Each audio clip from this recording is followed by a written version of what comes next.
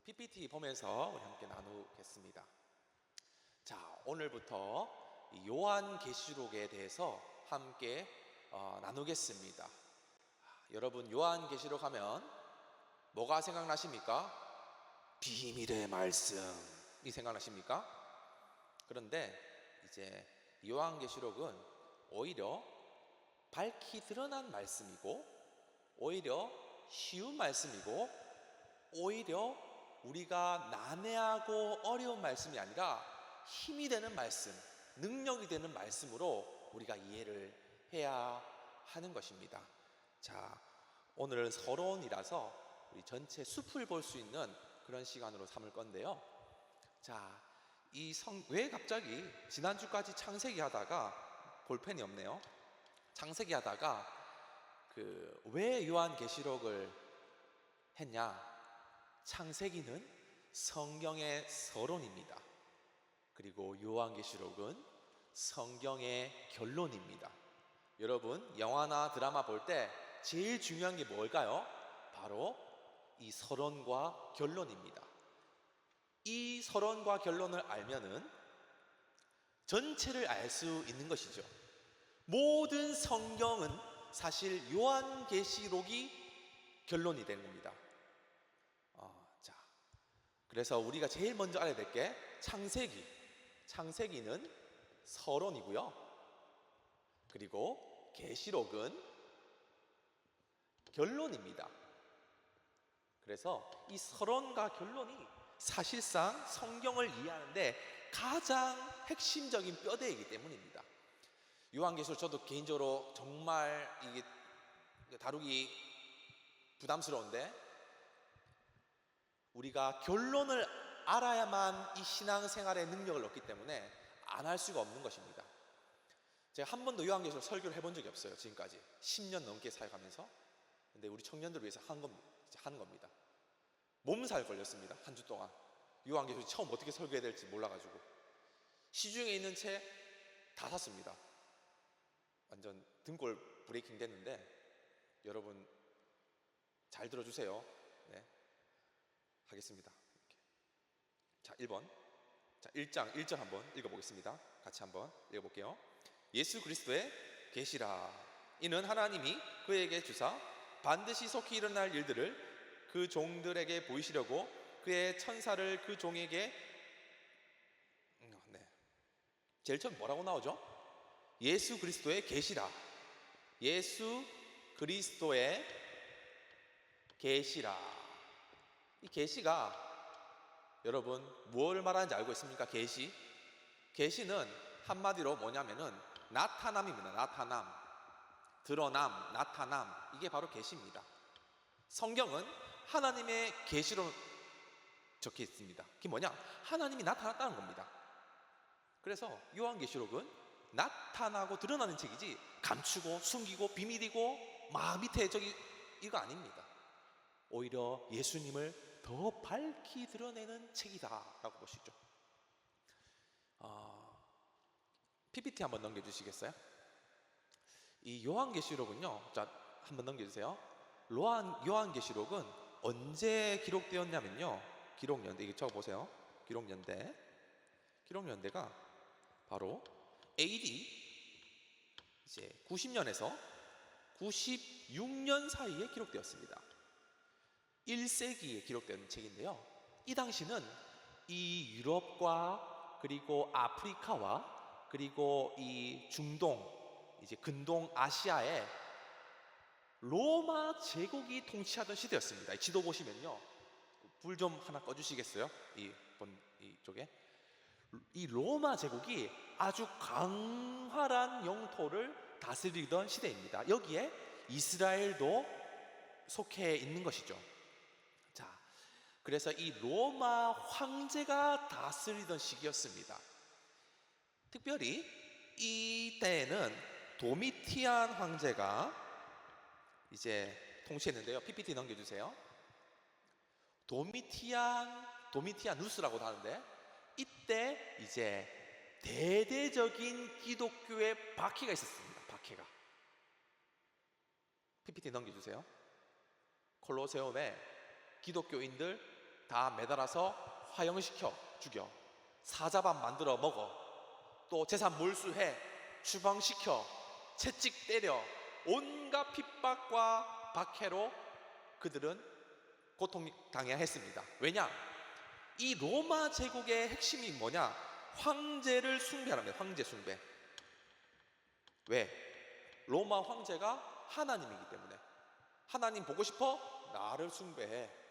그런데 기독교인들은 오직 여호와 하나님만이 하나님이지 너 인간이 하나님 될 수 없다, 거부하는 것입니다. 거부했어? 너네들 이렇게 되는 거야. 사자밥 되는 거야. 십자가형 당하는 거야. 화형 당하는 거야. 고통 당했습니다. 황제 숭배, 또 일상의 삶에서는 어땠을까요? 아폴로 신, 아프로디테 신, 제우스 신, 온갖 그리스 로마 신전들이 난무하였고, 거기서 그 신전에서 예배하고 제사 드리지 않으면은 사회생활조차를 할 수 없는 아주 열악한 환경이었습니다. 고깃집에 갑니다. 정육점에 고기 한 건 주세요. 근데 그 고기 어떤 고기입니까? 아폴로 신한테 바쳐진 고기. 뭐 매매하려고 하는데 어떤 가방 하나 사는데 그 문양이 어떤 문양일까요? 제우스 신을 경배하는 문양. 그러니까 하나님만을 섬겨야 되는데 그러면 그 생활이 아니에요. 생활이. 그래서 어디에 사냐? 카타콤이라는 지하 무덤에 박해를 피해서 살기도 했고요.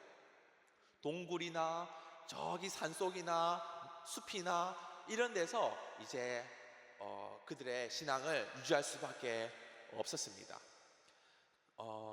기록 연대가 이제 90년에서 96년이란 말이 뭐냐면요. 앞으로 넘겨보시겠어요? PPT. 앞으로.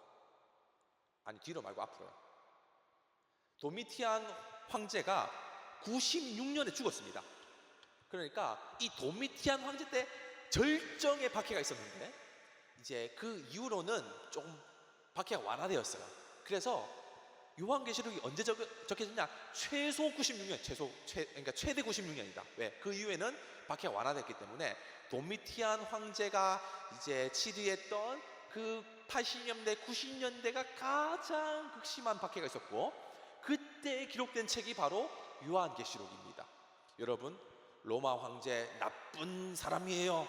저 사람 아주 그냥 심판받을 겁니다 라고 요한계시록에 실제로 기록하면 어떻게 될까요? 다 자작 불타는 겁니다. 그래서 이 요한계시록은요 다 상징으로 표현해요. 상징으로. 왜? 진짜 그 의도를 드러내면은 이 로마 제국시대에 이 책이 살아남을 수가 없기 때문이에요. 로마 황제를 비판하고 우상숭배를 비판하는 글을 적으면은 그냥 벌써 없었을 겁니다. 지금까지 유지되지 못했을 겁니다. 그래서 이렇게 은유로, 비유로, 그냥 이렇게 다른 상징물로 이렇게 한 거죠. 그래서 바벨론이 나오는데, 이 바벨론 사실 예전에 멸망당했거든요. 그런데 이 바벨론이 뭘 상징할까요? 로마 제국 상징하는 겁니다. 거기에 막 로마 황제의 상징하는. 그래서 상징으로 이제 표현해서 이제 목적은 바로 비밀의 말씀이 아니라 소망이에요. 소망. 조금만 참아, 조금만 힘을 내. 우리의 진짜 황제 되신 예수님이 곧 다시 오셔.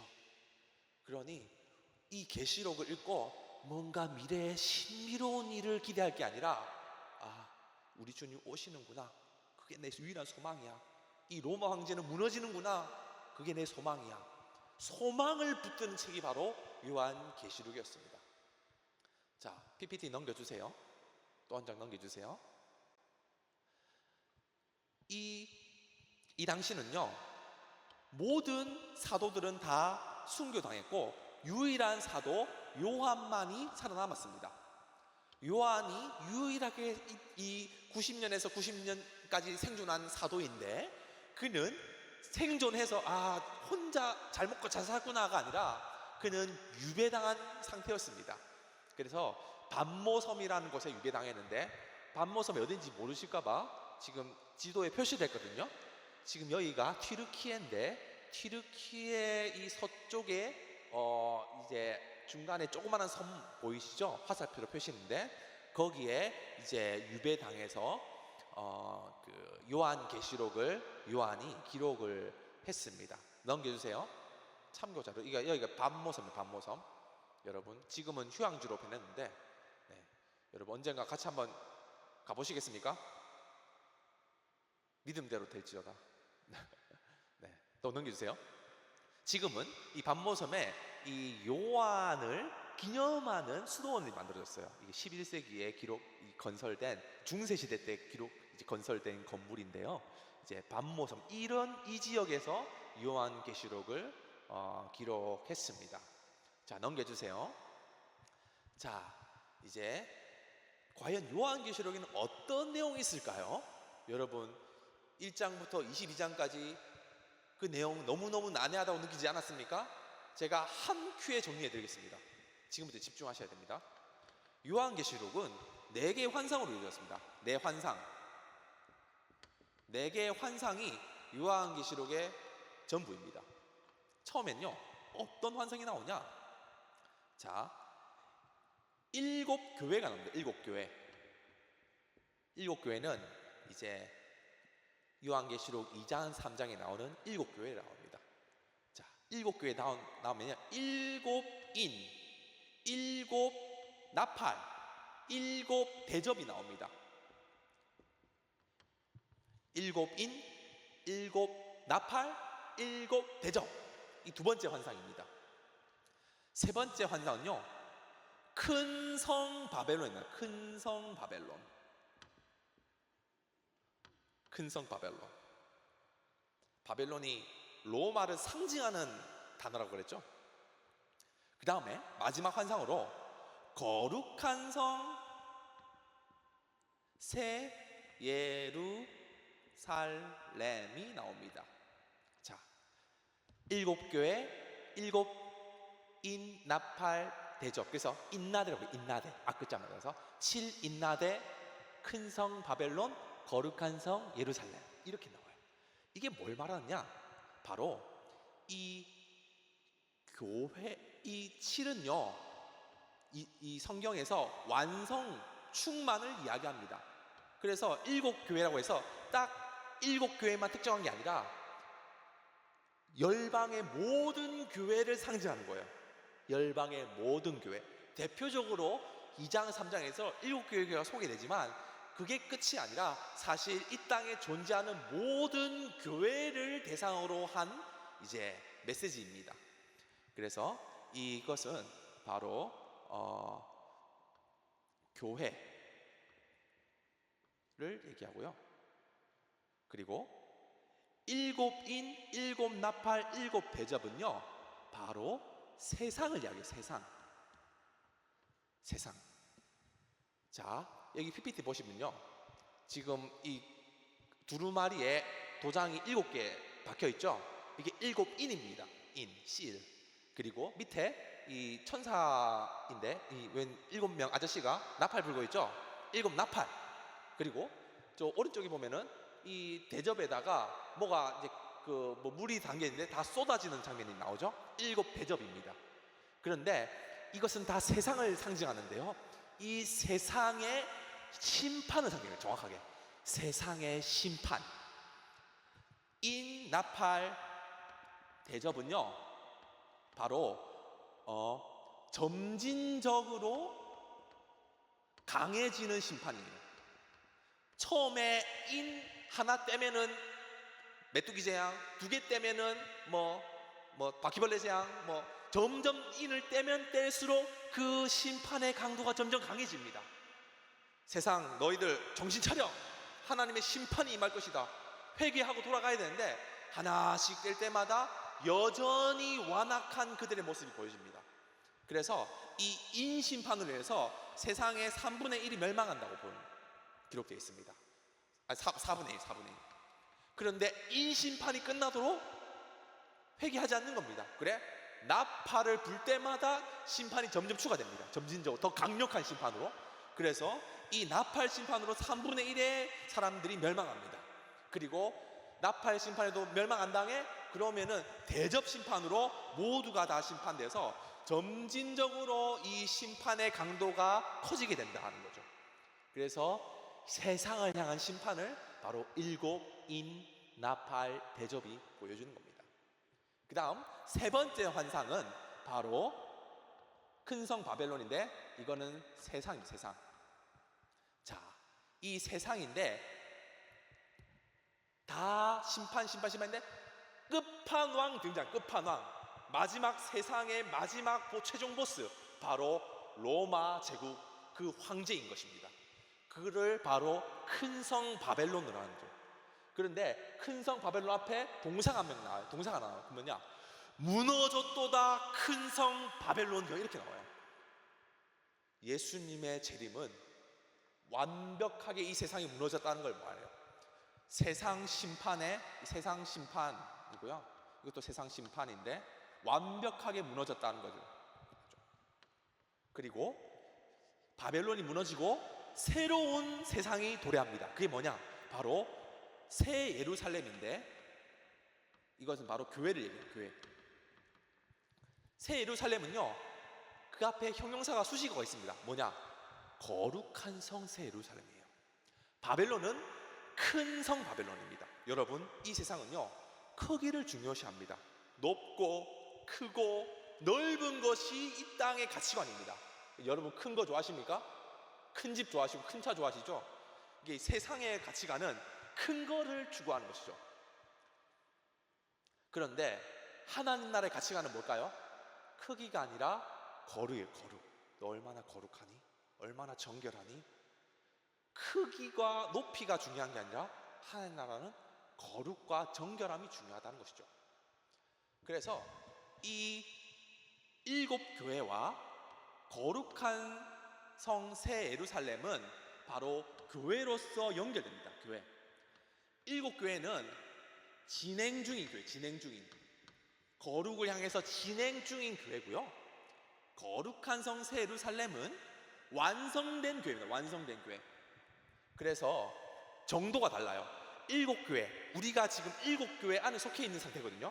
점점 거룩한 성 새 예루살렘의 그 완성된 모습으로 나아가는 중입니다. 그리고 예수님의 재림의 때에 완벽하게 성취된 그 교회가 우리에게 도래할 것입니다. 그 교회가 뭐죠? 천국이라고 부르는 천국. 천국은 완성된 형태의 교회인 것입니다. 자, 여기까지 이해하셨습니까? 네. 그래서 이 세상은 뭐냐? 7인나대는 이 땅에 점진적으로 하나님의 심판이 커져가고 있다는 겁니다.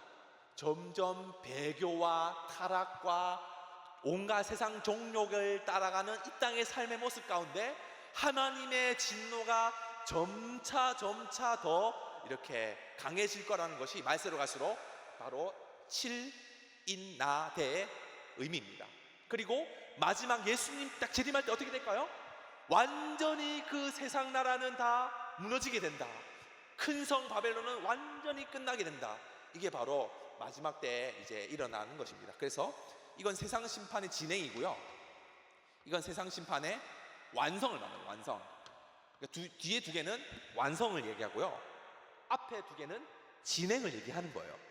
그래서 이제 교회와 교회로 이렇게 연결되고, 세상과 두 번째, 세 번째가 세상과 세상으로 연결됩니다.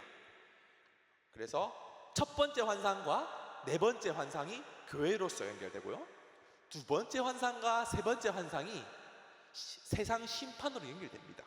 그리고 일곱 교회와 일곱 인 나팔 대접은 현재 일어나는 현재, 그리고 큰 성 바벨론이 무너진 것과 거룩한 성 새 예루살렘이 세워진 것은 미래에 일어날 일입니다. 그래서 첫 번째 환상과 두 번째 환상은 바로 현재라는 개념으로 묶이게 되고요, 세 번째와 네 번째 환상은 또 미래에 나타날 일이라는 걸로 묶이게 되는 것입니다. 그래서 이 요한계시록은 어떤 내용이냐? 네 가지의 환상으로 이루어졌습니다. 바로 일곱 교회, 일곱 인나대, 그리고 큰 성 바벨론, 그리고 거룩한 성 새 예루살렘, 이렇게 네 환상의 내용으로서 진행이 되는데, 그 목적은 뭐냐? 바로 성도들에게 소망을 불어넣기 위함이라는 거예요. 믿으십니까? 이해 안 가시는 분? 자, PPT 넘겨주세요. 일곱 교회입니다.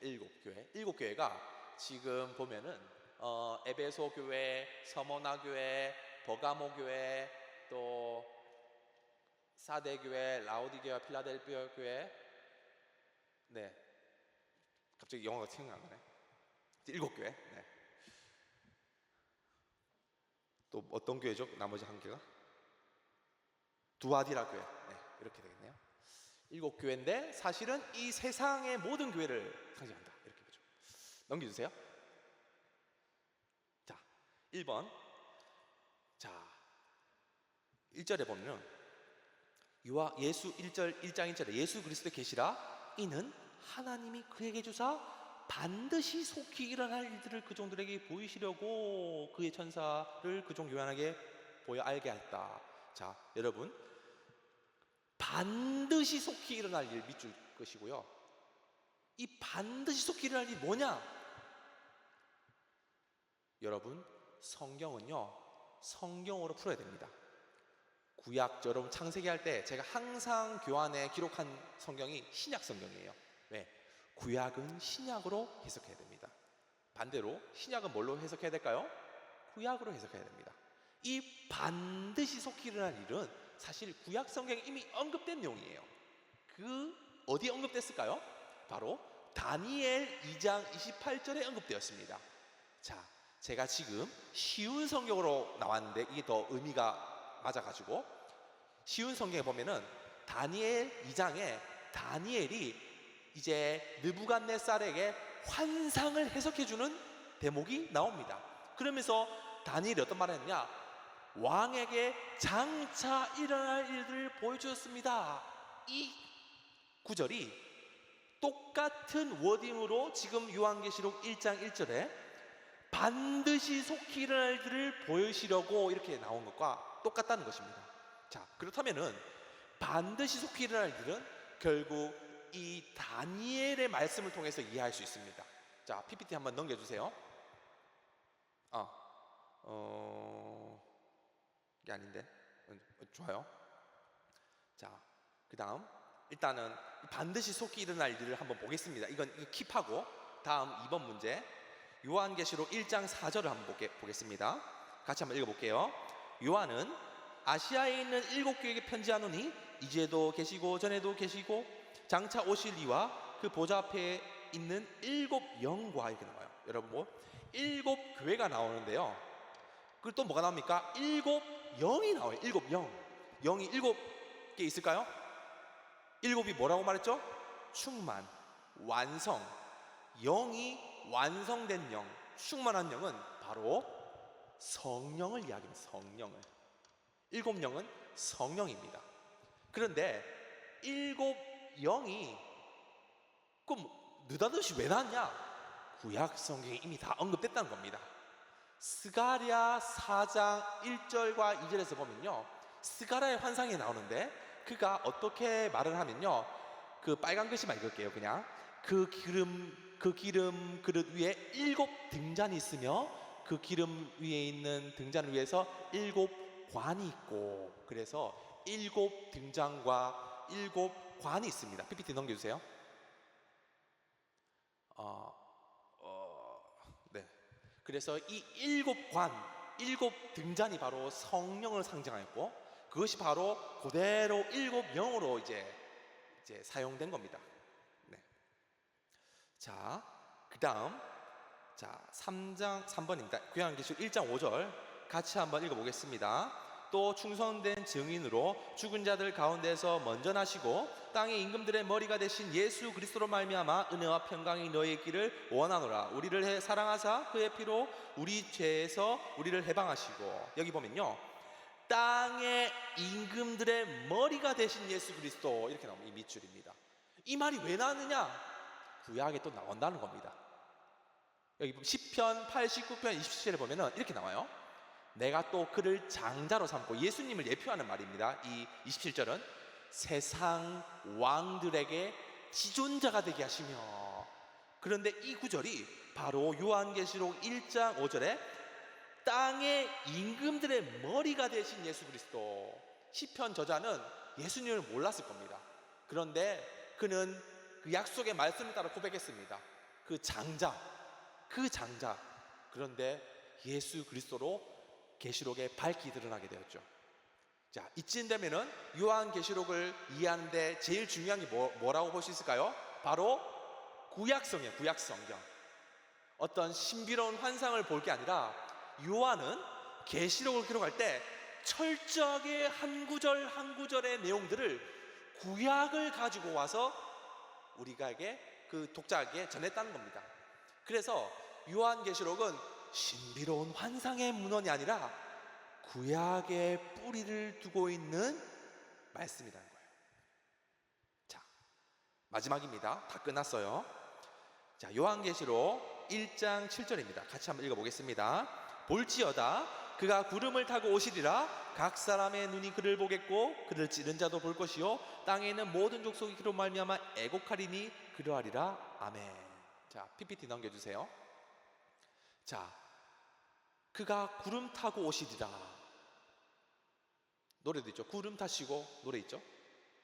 왜 갑자기 뜬금없이 구름이에요? 손오공입니까? 그게 아니라 구약에 이미 언급됐다는 거예요. 또 이게 다니엘 7장 13절과 14절을 보면요, 또 다니엘이 환상을 또 이렇게 해몽하는데 인자 같은 이가 하늘 구름을 타고 와서 이렇게 나옵니다. 그러면서 그 인자가 뭘 하느냐, 마지막에 영원한 권세요 그의 나라는 멸망하지 아니할 것이라 이렇게 나옵니다. 그러니까 이 요한이 환상을 봤다는 것은 사실 구약 성경을 이제 뿌리로 한 것이 또 나오죠. 자, PPT 또 넘겨주세요. 자, 그렇다면은 다니엘에 나오는 다시 1장 1절에 반드시 속히 일어날 일이 도대체 뭐길래 자꾸 이 구약을 인용하면서 이렇게 요한계시록이 1장 이렇게 말하는 메시지가 뭐냐? 다니엘 2장 아까 그 인용을 했죠. 그 앞에 보면요, 느부갓네살이 놀라운 환상을 봅니다. 신상을 보는데요, 머리는 금, 가슴은 은, 이게 배와 넓적다리는 놋, 구리, 종아리는 쇠, 발은 쇠와 진흙을 섞어 만든 거, 이런 거대한 신상을 봤습니다. 그런데 이건 사실 바벨론 제일 우두머리가 황금머리 바벨론이고 그 밑에 점점 세상 열방 나라들을 상징하는 것이고요, 이 신상이 온 열방을 통치하는 그런 왕으로서 딱 군림을 하고 있다, 이걸 보여주는 거예요. 느부갓네살 꿈이. 그런데 그 다음 PPT 한번 넘겨주세요. 하늘에서 어떤 다듬지 않는 돌이 나가지고 갑자기 그 신상을 와장창 깨뜨려 버리고 그 신상은 먼지처럼 사라져 가겠다, 이렇게 나온 거죠. 그리고 그 다듬지 않는 돌은 점점 태산을 이뤄서 온 열방에 그 돌로 가득하게 되었다는 것입니다. 그 다듬지 않는 돌이 누구를 얘기할까요? 예수 그리스도를 얘기하는 겁니다. 세상의 열방 나라들은 다 내가 금이야, 은이야, 동이야, 내가 잘 나가, 훌륭해, 다 자랑하지만 한 방에 다 무너지게 되는, 한 방에.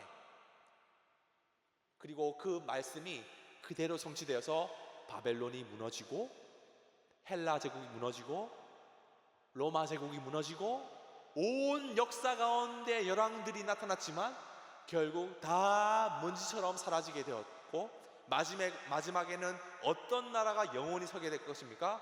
그리스도께서 다스리시는 하나님 나라가 영원히 견고하게 세워지게 될 것이다. 이게 다니엘의 말씀이었습니다. 자, 돌아와서 그럼 요한계시록이 이 다니엘을 인용해서 말씀하고 있다는 건 결국 뭘 말할까요?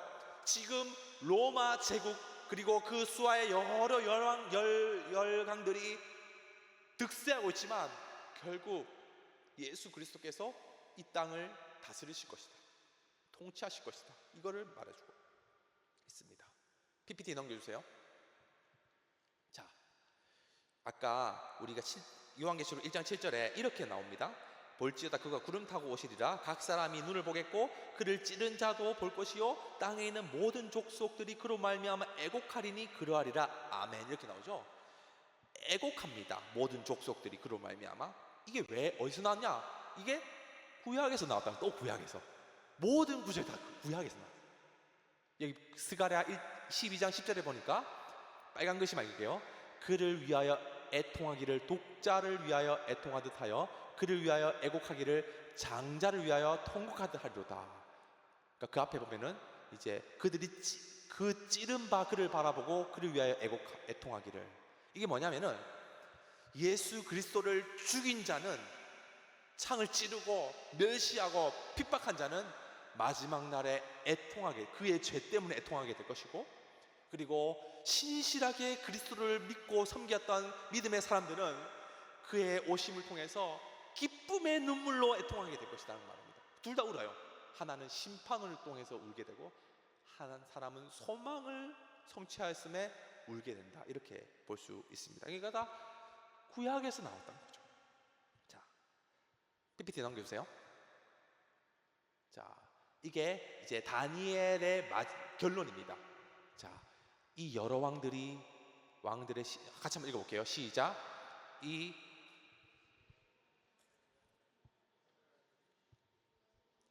망하지도 아니할 것이요 그 국권이 다른 백성에게도 돌아가지 아니할 것이요 도리어 이 모든 나라를 쳐서 멸망시키고 영원히 설 것이라. 아멘. 여러분, 예수 이 땅에 우리가 이 요한계시를 통해서 얻을 수 있는 소망은 무엇일까요? 우리가 살아가는 이 세상도 로마 제국을 위시한 이 세상 권세들이 얼마나 하나님 말씀보다도 이 세상의 가치관을 따르도록 우리를 미혹하고 핍박하고 공격하고 있습니까? 얼마나 우리가 이 땅 가운데 돈, 어떤 외모, 어떤 학력, 어떤 세상 사람들이 추구하는 가치관 가운데 내어 살도록 우리를 미혹하고 있습니까? 우리가 하지만 이 말씀을 굳게 붙잡을 것은 오직 예수님이 이 땅에 오셔서 영원한 나라를 세워주실 것이다. 이 땅의 나라는 먼지처럼 사라질 것이다. 우리의 소망은 오직 그 나라에, 하나님의 나라에 우리의 소망을 두어야 한다는 것입니다. 이 땅이 아무리 공격하든지 미혹하든지 유혹하든지 우리를 몰고 가든지 상관없이 우리는 우리가 믿는 바를 굳게 지켜야 한다는 것입니다. 왜? 예수님이 속히 오실 거기 때문에. PPT 한번 넘겨주세요. 자, 그럼 이제 마지막 적용입니다. 그럼 이제 우리는 어떻게 살아야 하나요? 이 요한계시록 말씀 1장 그 말씀 들었는데, 그래 세상 나라 멸망해, 예수님이 다시 오셔, 영원한 나라가 새. 우리 지금 뭐 할까요? 액션 플랜 들어갑니다. 히브리서 10장 23절에서 25절입니다. 자, 우리 같이 한번 읽어보겠습니다. 또 약속하신 이는 미쁘시니 우리가 믿는 도리의 소망을 움직이지 말며 굳게 잡고 서로 돌아보아 사랑과 선행을 격려하며 모이기를 피하는 어떤 사람들의 습관과 같이 하지 말고 오직 권하여 그날이 가까움 볼수록 더욱 그리하자. 여러분, 우리가 믿는 도리의 소망을 굳게 붙잡고 해야 할 일은 뭡니까? 서로 돌아보아 사랑하고 선행으로 격려하는 것입니다. 여러분, 이 마지막 시대에 해야 할 일은요, 서로 사랑하고 서로 격려하고 서로 선행을 하고 모이기에 힘써서 더욱더 예수님의 다시 오심을 준비하는 자로 서야 한다는 것입니다. 이 마지막 날에 뭐 신박하고 새롭고 파격적인 어떤 액션 플랜이 우리에게 필요한 게 아닙니다. 세상 사람들은 뭔가 특단의 대책을 세우자 이렇게 볼 수도 있겠지만, 믿음의 사람들은요, 늘 해왔던 것처럼 오늘도 서로 사랑하고, 오늘도 지체들을 위해서 격려하고, 오늘도 우리가 함께 모여서 예배하고 기도하고 선행하고 소망을 굳게 붙잡고, 내일 주님이 오셔도 오늘 저녁에 주님 오셔도 우리가 해야 할 마지막 때의 준비는 서로 사랑하는 것입니다. 믿으십니까? 이 세상이 갈수록 확실한 사실이 있습니다. 주님의 재림이 가까워지고 있다는 것입니다. 그럴 때일수록 우리가 해야 할 일은 분명합니다. 얼마나 많은 우려가 있습니까? 동성애라든지 여러 가지 황금 만능주의라든지 이 땅의 사람들이 교회를 떠난다는 이 심각하게 여길 수 있는 이 상황 속에서 우리가 할 수 있는 최고의 방법은 서로 사랑하는 것입니다. 이것이 마지막 때에 하나님이 우리를 향한 뜻인 줄로 믿습니다. 아멘. 자, 우리 함께 이 말씀을 놓고 한번 기도하겠습니다.